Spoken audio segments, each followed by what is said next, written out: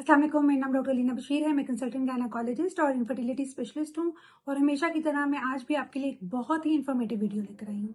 आज की वीडियो में हम जिस टॉपिक पर डिस्कशन करने वाले हैं वो है कि सिजेरियन के बाद ऐसी हम क्या एहतियात करें कि रिकवरी भी फौरन हो जाए और किसी किस्म की कॉम्प्लिकेशन भी ना हो। ऐसी क्या डाइट लेनी चाहिए, कौन कौन सी ऐसी मेडिकेशन लेनी चाहिए, मेडिसिन जो आप हॉस्पिटल में लेते हो आज हम उस पर भी बात करेंगे और हॉस्पिटल से डिस्चार्ज होने के बाद जो केयर होती है वो हम आज डिटेल में डिस्कस करेंगे।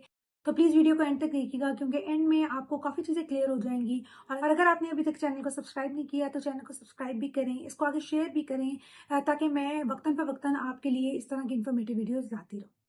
जैसा कि हमें पता है कि 9 मंथ प्रेगनेंसी के फीमेल बॉडी में बहुत सी ऐसी चेंजेस आ रही होती हैं, हार्मोनल चेंजेस होती हैं, बॉडी का एक एक सिस्टम मुतासर हो रहा होता है।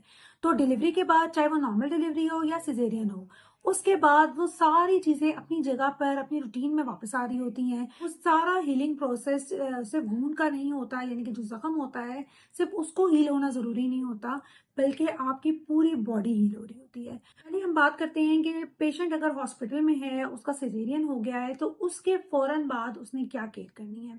और फिर हम बात करेंगे कि डिस्चार्ज होने के बाद क्या केयर होती है। जैसे ही पेशेंट का सिजेरियन हो जाता है, ऑपरेशन थिएटर से वो रूम में शिफ्ट हो जाता है, विद इन 6 आवर्स आपने मॉनिटरिंग करनी होती है। पहली बात तो ये है कि पेशेंट को हम एनपीओ कर देते हैं, मतलब उसने कुछ भी खाना पीना नहीं है, कुछ इंजेक्टेबल्स दिए जाते हैं, उसमें आईवी एंटीबायोटिक्स भी होती हैं। पेशेंट की ब्लीडिंग चेक हो रही होती है, किसी भी किस्म की कोई कॉम्प्लिकेशन अगर नहीं है तो वो 4 to 6 आवर्स के बाद हम उसका एनपीओ ब्रेक कर देते हैं, मीन्स उसको कुछ खाने के लिए कहते हैं। खाने में सबसे पहले हम सिप्स अलाउ करते हैं, फ्लूइड इनटेक पेशेंट को बताते हैं कि थोड़ी थोड़ी सिप्स लें।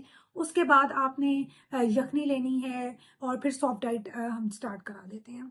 4 to 6 आवर्स के बाद हम पेशेंट को मोबिलाइजेशन का भी बताते हैं। इसके साथ साथ पेशेंट की ब्लीडिंग जहाँ चेक हो रही होती है, साथ आप वाइटल्स चेक करते हो, ब्लड प्रेशर, पल्स और यूरिन आउटपुट पे नजर रखनी होती है क्योंकि हमने कैथेटराइज पेशेंट को किया होता है, जो पेशाब की नाली होती है वो हमने डाली होती है, तो वो ऑलमोस्ट 24 आवर्स तक हम जरूर रखते हैं, यूरिन आउटपुट को मॉनिटर करते हैं और उसके बाद वो नाली हम रिमूव कर देते हैं। उसके साथ साथ कुछ ड्रिप्स लगाई जाती हैं, वो फ्लूइड मैनेजमेंट होती है, वो स्टाफ को पता होती है।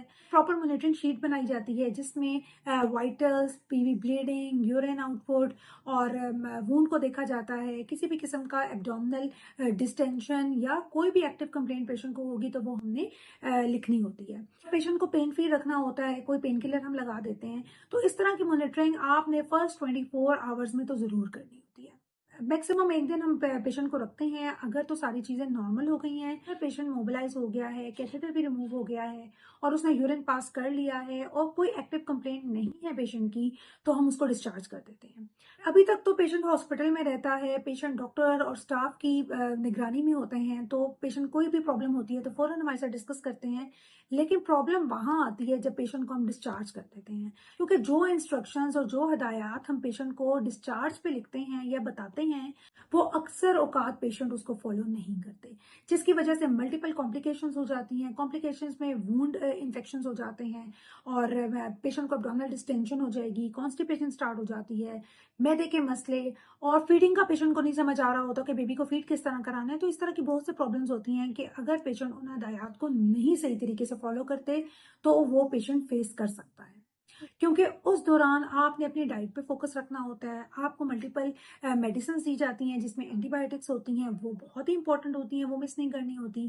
कॉन्स्टिपेशन के लिए मेडिसिन दी जाती है, अक्सर पेशेंट को स्टमक प्रॉब्लम हो जाता है, उसके लिए हम मेडिसिन देते हैं, तो उसको हमने मॉनिटर करना होता है। अगर पेशेंट एंटीबायोटिक नहीं लेगा, अगर उसको कॉन्स्टिपेशन होती जाएगी तो उसके वूंड इन्फेक्शन के चांसेस बढ़ते चले जाएंगे। डाइट में कोशिश करें कि आपकी हेल्दी डाइट हो, प्रोटीन इंटेक आपका बहुत ज्यादा हो, पानी का इस्तेमाल आपने ज्यादा से ज्यादा रखना है। दूध का इंटेक आप कर सकते हैं, दूध लें, लस्सी, इससे जख्म भी खराब नहीं होगा, बल्कि दूध और फ्लूइड इंटेक बढ़ाने से, प्रोटीन डाइट लेने से आपकी अपनी बॉडी हील होती है। अगर आप बेबी को फीड करा रहे हैं तो उससे फीड भी अच्छा बनेगा और वूंड इन्फेक्शन भी कम से कम होगा। तो आज की वीडियो में सबसे इम्पॉर्टेंट चीज़ ही ये है कि जो हदायत डॉक्टर आपको सिजेरियन के बाद डिस्चार्ज पे बताते हैं वो प्लीज़ उनको फॉलो करें। जो मेडिसिन खास तौर पे लिखी जाती है वो आपने मिस नहीं करनी।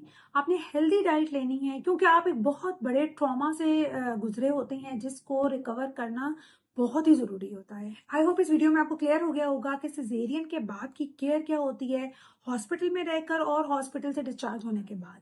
अगर आपको ये वीडियो पसंद आई है तो वीडियो को लाइक करें, चैनल को सब्सक्राइब करें और मैक्सिमम इसको अपने फ्रेंड्स, फैमिली के साथ शेयर करें ताकि वो भी भरपूर तरीके से फ़ायदा उठा सकें।